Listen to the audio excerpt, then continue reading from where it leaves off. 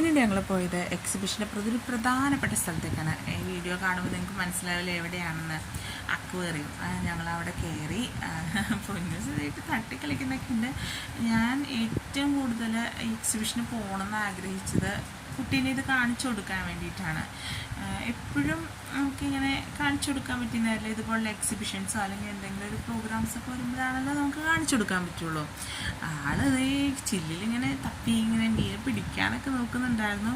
ആള് നല്ല രസമായിരുന്നു കേട്ടോ. അവനിങ്ങനെ മീനെ ഇങ്ങനെ പിടിക്കാൻ നോക്കുന്നതും അങ്ങനെയുള്ളതൊക്കെ. ഇപ്പം ചെറിയ കുട്ടിയാണല്ലോ, ചെറിയ കുട്ടിയായിരിക്കുമ്പോൾ മുതലിങ്ങനെ ഓരോ കാര്യങ്ങൾ അവനെ ഓരോ പൂരത്തിന് കൊണ്ടുപോവുക അല്ലെങ്കിൽ പെരുന്നാളിന് കൊണ്ടുപോവുക, അങ്ങനെയുള്ള കാര്യങ്ങളൊക്കെ കൊണ്ടുപോകാനായിട്ട് ഞങ്ങൾ കൂടുതൽ ശ്രദ്ധിക്കാറുണ്ട്. അതായത് വെടിക്കെട്ടൊക്കെ ഉള്ള സമയത്തൊന്നും കൊണ്ടുപോകാറില്ല കേട്ടോ. പക്ഷേ ഇതെല്ലാം കാണിച്ചു കൊടുക്കുക, ഇവൻ്റെ പപ്പയ്ക്ക് അതൊക്കെ ഭയങ്കര ഇഷ്ടമുള്ള കാര്യമാണ് കേട്ടോ.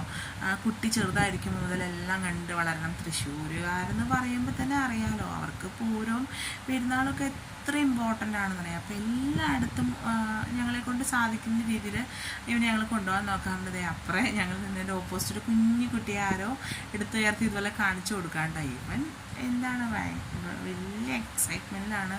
മീൻ നോക്കുന്നു, ചില്ലിൽ തൊട്ട് പിടിക്കാൻ നോക്കുന്നു. കണ്ടാൽ തന്നെ അറിയാവുന്ന ഒരുപാട് എൻജോയ് ചെയ്യുന്നുണ്ട്, ബഹളം വെക്കുന്നുണ്ട്, മീനൊക്കെ കാണുന്നുണ്ട് അവൻ. എല്ലാവരും ഇപ്പോൾ ഈ വീഡിയോ കാണുമ്പോൾ വിചാരിക്കും എക്സിബിഷൻ്റെ ഒക്കെ വീഡിയോ വന്നു തുടങ്ങിയിട്ട് എത്ര നാളായി, ഇപ്പോഴാണ് ഇവർ വീഡിയോ ഇടുന്നതെന്ന്. എന്ത് ചെയ്യാൻ, ഓരോ തിരക്കുകൾ മൂലം ഇങ്ങനെ മാറിപ്പോയി ഏതാണ്ട് എക്സിബിഷൻ തീരാറായ സമയത്താണ് ഞങ്ങൾ പോണത്. പ്രധാനമായിട്ടും കുട്ടിയെ ഉദ്ദേശിച്ചിട്ടാണ് പോയത്. അവനിതൊക്കെ ഒന്ന് കാണട്ടെ, അവൻ്റെ ആദ്യത്തെ പെരുന്നാൾ അല്ലെങ്കിൽ ആദ്യത്തെ പൂരം, അതൊക്കെ എപ്പോഴും നമുക്കൊരു കുട്ടി ഉണ്ടായിക്കഴിഞ്ഞാൽ ആദ്യത്തെ ബർത്ത്ഡേ എല്ലാ കാര്യങ്ങളും നമുക്ക് സ്പെഷ്യലായിരിക്കും അല്ലേ.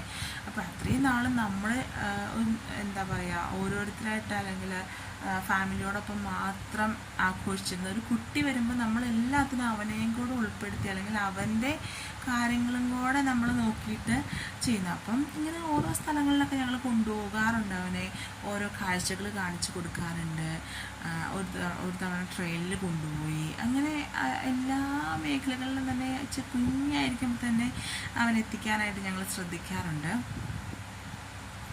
മുമ്പ് പല സ്ഥലത്തും ഇതുപോലെയുള്ള ഇപ്പം ചാവക്കാടുണ്ടെന്നൊക്കെ ഹസ്ബൻഡ് പറയുന്നുണ്ട്. പക്ഷേ ഞാനിതുവരെ ഇങ്ങനെയൊന്നും കണ്ടിട്ടില്ലാത്തതുകൊണ്ടായിരിക്കും എനിക്ക് നല്ല രസമായിട്ട് തോന്നി.